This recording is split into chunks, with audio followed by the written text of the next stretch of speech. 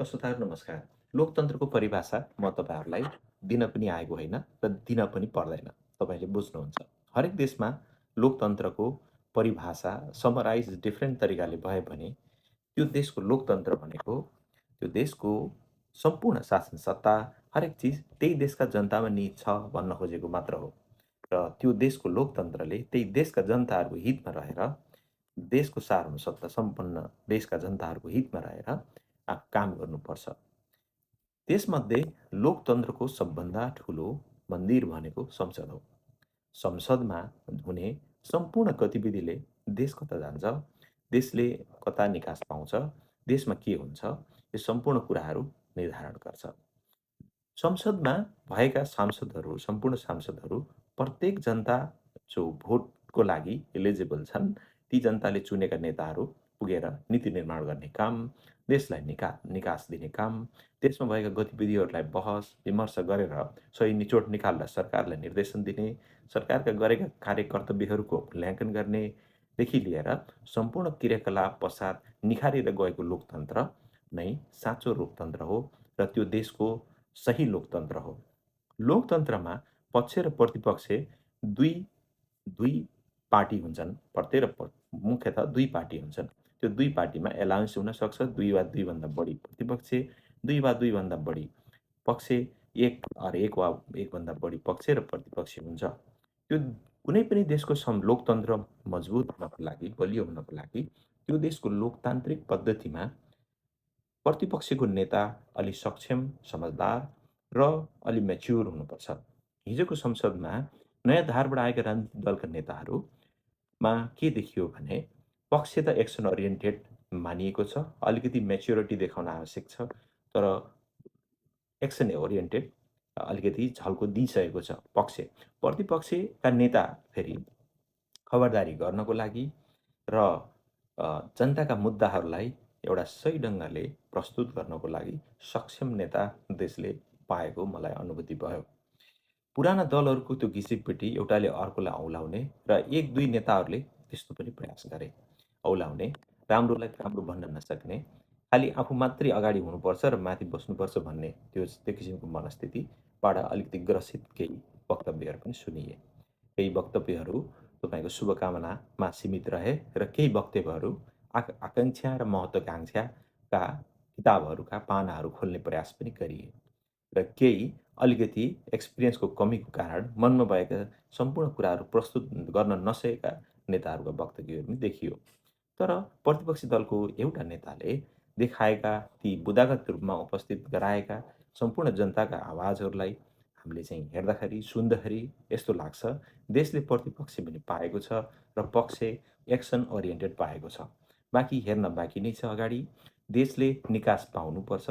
देशमा सबभन्दा ठुलो देशमा सबैभन्दा शिक्षा, स्वास्थ्य हरेक चिजमा जो सुधार गर्दै देशलाई चाहिँ एउटा चाहिँ आर्थिक विकासमा, आर्थिक निकासमा लैजानको लागि पक्ष र प्रतिपक्ष आम जनमानस हामी सम्पूर्णले अहिलेसम्म सिकेका 7औँ 8औँ दशकसम्म हामीले चाहिँ बेहोरेका यिनी ग्रसित अनेक किसिमका आन्दोलन, विवाद हरेक कुराबाट हामी गुज्रेर चाहिँ यहाँसम्म आयौँ। तर पनि नेपालले अहिलेसम्म थेगेको छ। नेपालको ऋण पनि अत्याधिक त्यति छैन। जिडिपीको रेसियोमा हेर्दाखेरि नेपालको ऋण पनि एकदम कन्ट्रोलमै छ। नेपालमा भएको अनियमितता हो, भ्रष्टाचार हो र यो अनियमितताको अन्त्यको लागि पहिलो प्रयास साथसाथमा दीर्घकालीन हाम्रो चाहिँ निकासको लागि दीर्घकालीन निकास भनेको अहिलेको हाम्रो लगानी शिक्षामा धेरै मात्रामा शिक्षामा लगानी हुनुपर्छ। त्यो पनि टेक्निकल शिक्षामा लगानी हाम्रो देशमा हुनुपर्छ। अहिलेका बालबच्चा जसरी हामीले तयार गर्न सक्छौँ, अबको 10-20 वर्षभित्रमा हाम्रो देशले कता चाहिँ मोड लिन्छ त्यो कुरा तब मात्र तय हुन्छ जब हामीले अहिले एक्सन लिन्छौँ। शिक्षामा सुधारको कुरा, व्यापक सुधारको कुरा छ। तपाईँको चाहिँ अर्को कृषिमा व्यापक सुधारको तयार छ। इन्फ्रास्ट्रक्चर डेभलपमेन्टमा व्यापक सुधारको आवश्यकता छ। हिजो मात्र एउटा न्युज सुने करिब 5 लाखभन्दा बढी विद्यार्थीहरू अहिले एसएलसी परीक्षा दिँदैछन्। यसको मतलब के हो थाहा छ तपाईँलाई?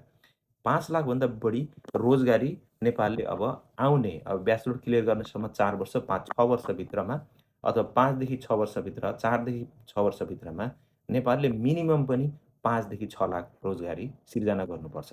यहाँ 10,000 रोजगारी 5,000 रोजगारीको कुरा आइरहेछ। 5 देखि 6 लाख रोजगारी हामीले चाहिँ मिनिमम पनि हाम्रो चाहिँ टार्गेट हुनुपर्छ। सरकारको टार्गेट त्यहाँनिर हुनुपर्छ। तब मात्र जब अहिले एसएलसी दिइरहेका बच्चाहरू सम्पूर्ण भोलि गएर रोजगारी दिमागमा पाउँछन्, त्यो पनि डिसेन्ट रोजगार, जसले आफ्नो फ्यामिलीको सुरक्षा, आफ्नो सुरक्षा, आफ्नो भविष्य सबै तय गर्न त्यहाँबाट सकोस्, सपना देख्न सकोस्। त्यो किसिमको क्वालिटी रोजगारको सिर्जना गर्नको लागि हाम्रो योजना हुनुपर्छ। वर्षै हामीले चाहिँ मिनिमम पनि 5 देखि 6 लाख रोजगारी सिर्जना गर्नुपर्छ, देशमा युवाहरूलाई राख्नलाई। खालि आएको छ, झुट बोलेको छ, तपाईँको चाहिँ यो गर्ने र त्यो गर्ने भएको छ भनेको छ, एक्सनमा केही पनि छैन। यो किसिमको स्थितिको अन्त्य हुनुपर्छ र हामी आम जनमानसले, बुद्धिजीवी सर्कलले, बुझेका व्यक्तिहरूले झकझगाउनुपर्छ। सरकार भनेको कुनै व्यक्तिको होइन, पार्टीको होइन।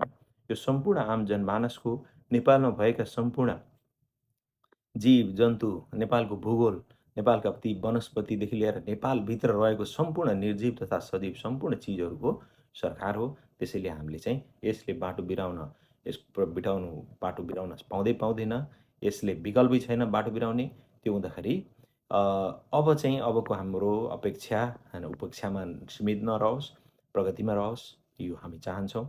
र हिजोको संसदको घटनाले एउटा चाहिँ आशा जगाएको छ। यसलाई चाहिँ आशा जगाएको छ भन्दैमा अर्ली सेलिब्रेसन तत्काल सेलिब्रेट गरेर हामी चाहिँ रिजल्ट आउनुभन्दा पहिले नै उत्साह र उत्सव मनाउनु पर्ने कुरा केही पनि छैन।